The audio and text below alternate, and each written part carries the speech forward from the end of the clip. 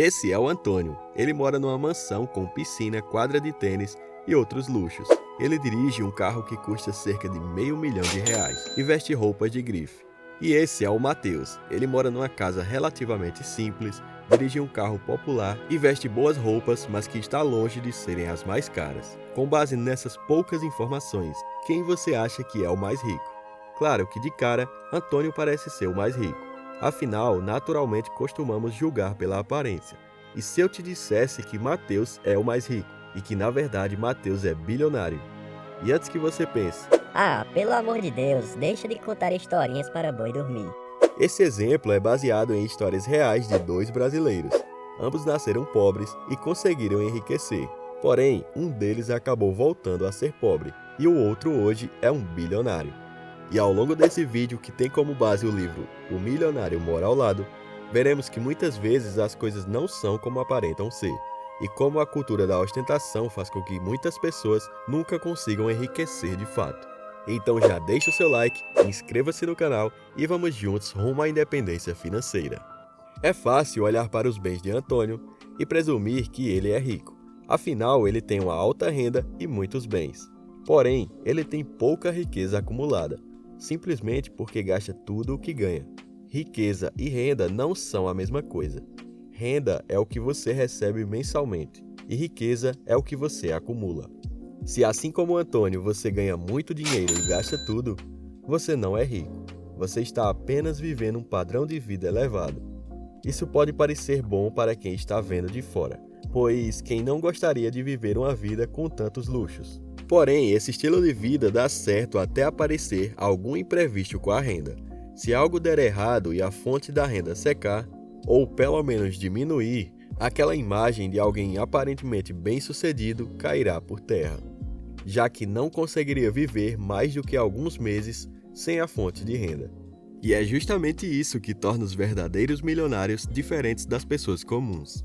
Quando vemos aqueles rankings de pessoas mais ricas de cada estado, país ou até mesmo do mundo, eles levam em conta o patrimônio líquido acumulado e não a renda mensal, pois é o patrimônio líquido que define se alguém é rico de fato. Se você gostaria de saber qual é o seu patrimônio líquido, basta somar o valor de tudo que você possui, entre veículos, imóveis, terrenos, contas de investimentos e até bens pessoais como joias e etc. Tudo o que você possui e que pode ser vendido e convertido em dinheiro. Soma tudo e após descobrir o valor, subtraia o valor das suas dívidas. Por exemplo, digamos que ao somar tudo deu R$180 mil e ao somar as dívidas deu R$150 mil. Significa que o patrimônio líquido é de R$30 mil. Agora que você já sabe o seu patrimônio líquido, está na hora de descobrir se você está no caminho certo e qual deveria ser o seu patrimônio de acordo com a sua idade. A fórmula é simples. Multiplica a sua idade por sua renda anual e divide por 10. Por exemplo, digamos que você tem 30 anos e uma renda mensal de R$2.500. Então quer dizer que a renda anual é de 30 mil. Então multiplica 30 vezes 30 mil e divide por 10, que vai dar R$90 mil. Esse deveria ser o seu patrimônio líquido ideal. Aqueles que têm um patrimônio líquido próximo do esperado são considerados acumuladores médios de riqueza. Caso você queira ser acima da média, assim como os milionários, você deve acumular o dobro ou mais do que a fórmula sugere. Isso se torna bem mais fácil quando parte do seu patrimônio é constituído por ativos geradores de renda. Por exemplo, se boa parte do seu patrimônio é constituído por investimentos na bolsa, como ações, fundos imobiliários, ou por bens que te geram algum retorno financeiro, como imóveis alugados, além deles não consumirem parte da sua renda, te ajudam a aumentar o seu patrimônio, tanto através da valorização quanto dos rendimentos. Vou fazer uma simples analogia. Sempre que você recebe algum dinheiro e decide comprar algo que te gera algum custo e nenhum retorno, é como se você tivesse sempre adicionando mais um peso nas costas e que terá que levar durante todo um percurso. E sempre que você compra algo que te gera um retorno, é como se fosse, por exemplo, um carrinho de mão, que além de não te gerar um peso extra, ainda possibilita que você consiga levar uma carga ainda maior e com bem menos esforço. Aqueles que possuem um patrimônio líquido abaixo do sugerido pela fórmula são considerados subacumuladores de riqueza. E isso geralmente acontece com quem adquire bens que sofrem o efeito da desvalorização, ao mesmo tempo que consome parte da renda para serem mantidos. Se esse for o seu caso, não se preocupe, ainda dá tempo de reverter esse resultado. Adotando os hábitos dos milionários, você estará um passo mais próximo de alcançar esse resultado. Hábito número 1. Os milionários são frugais. Os milionários costumam viver bem abaixo de suas possibilidades, principalmente aqueles que construíram a sua própria riqueza. Hábito número 2. Tempo, energia e dinheiro são alocados para a riqueza. Os milionários investem uma parte do seu tempo se planejando financeiramente, calculando os próximos passos, principalmente nos investimentos. Você tem noção de quanto gasta por mês em cada área da sua vida? Porque alguém que é milionário precisaria de orçamento. Porque foi assim que ficaram milionários, e é dessa forma que mantém o status de rico. Pense naquelas pessoas que vão para a academia todos os dias e têm um corpo sarado. Teoricamente, elas é quem menos precisariam ir, mas para construir e manter um físico dessa forma, tem que manter o hábito de treino e dieta. Caso contrário, iria perder o resultado conquistado. A mesma coisa pode ser dita sobre as finanças. Não é que os milionários sabem quanto gastam em cada coisa, mas eles costumam manter um teto de gasto, não gastando além do que está planejado. Porém, para quem tem uma renda relativamente baixa, manter um controle mais rigoroso é interessante. Vou deixar aqui na descrição do vídeo o link de uma planilha onde você consegue manter de maneira simples o controle do seu orçamento. Ao abrir a página, basta clicar em Arquivo e depois em Fazer download e escolha a opção Microsoft Excel.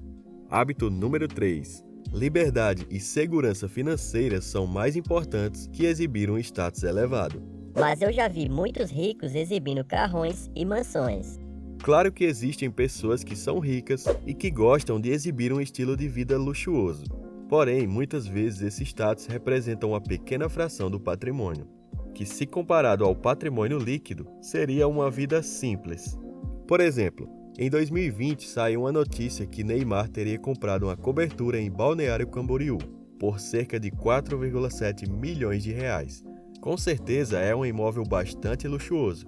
Porém, se comparado ao patrimônio líquido dele, que é estimado em 535 milhões de reais, esse imóvel seria bastante modesto, não acha?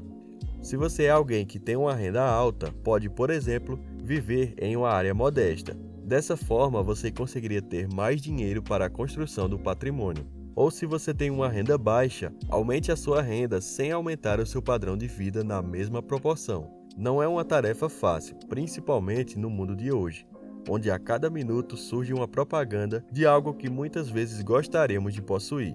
Porém, se você quer ter sucesso na vida financeira, terá que aprender a dizer não para gastos supérfluos. E isso tudo tem uma relação direta com o exemplo que eu dei no início do vídeo. Antônio Domingos foi um ganhador da loteria que torrou todo o prêmio. Antônio tinha apenas 19 anos e morava em uma casa humilde quando ganhou o equivalente a 30 milhões de reais na loteria. Porém, por falta de educação financeira, gastou tudo em festas, carros e em um hotel de luxo, onde morou por mais de 1 ano e meio, e não investiu um centavo sequer. O resultado não poderia ser diferente. Os dias de riqueza duraram apenas 5 anos. Antônio acabou gastando todo o dinheiro e voltou a viver com apenas um salário mínimo, enquanto trabalhava como garçom de um restaurante. Ilson Mateus é um brasileiro que teve uma juventude bastante difícil. Chegou a trabalhar como empacotador de supermercado e garimpeiro, mas foi através do empreendedorismo que ele conseguiu se tornar bilionário, com um patrimônio líquido de 1,7 bilhão de dólares, o equivalente a 8,6 bilhões de reais. Apesar de ser um bilionário, Ilson Mateus é conhecido por levar uma vida bastante simples, até mesmo andando de carro popular. Cara, o que mudou na sua vida você ter muito dinheiro, assim? Não mudou. Eu resolvi, Thiago, levar uma vida simples e não ostentação. Eu moro numa casa simples, eu tenho um carro simples e eu falo muito para os meus filhos isso. O Thiago vira e volta, eu vejo ele falando um carro caro, eu digo, olha, isso não é para você, isso Isso não está no teu alcance, não mexe com isso, porque isso vai dar problema, né? Então eu resolvi ter uma vida simples e isso é ter uma vida normal. Você não achar que você é o dono do mundo, que você pode pisar nas pessoas, que você... Quando você não tem essa mente nesse sentido, aí eu vejo muita gente passa a ser arrogante, passa a ser soberbo, e isso é uma preocupação que eu tenho. Eu resolvi levar mesmo a empresa sendo grande, mesmo a empresa sendo forte, eu tento levar uma vida simples, porque se amanhã eu não tiver nada, eu consigo viver, né?